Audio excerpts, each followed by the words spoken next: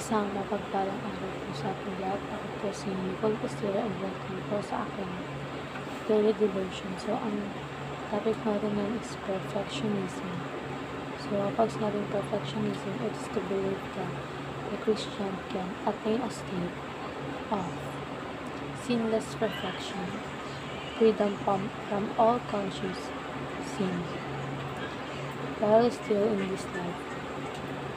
Though if it often arises from a sincere desire for holiness, this view is not supported by Scripture. While believers are called to grow in sanctification, they still wrestle with sin until glorification. We are justified and being sanctified, but not yet perfect. True hope lies not in achieving perfection, but in clinging to Christ, who was perfect for us. The Christian's life is one of daily repentance, humble dependence, and steady growth, not moral enough. So, ayon po sa Philippians chapter 3 verse 10, not that I have already obtained all this, or have already arrived at my goal, but I press to take hold of the goal which Christ Jesus took hold of me. So, dumako naman po tayo sa ating katuruan. Sinasabi po ito na sinful life is our starting point. Sa lahat tayo nagsisimula sa makasalanan ng buhay. So, ibig sabihin, no one is perfect from the start. We're all broken, flawed, and prone to sin dahil sa human nature natin. Pero hindi doon nagtatapos ang kwento natin. And next is, transformation is our journey.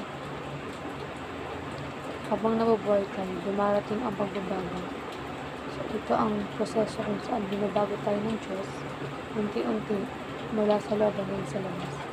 Hindi ito instant, pero as we walk with God, it shapes our character. So, next is Christ-like perfection is our destination. So, ang goal natin ay maging katulad ni Kristo. So, hindi ito ibig sabihin na magiging perfect agad, kundi ito ang direction natin. Maging more loving, more holy, more like Jesus araw-araw. Sa applications naman, level your heart, treat others as equals in Christ.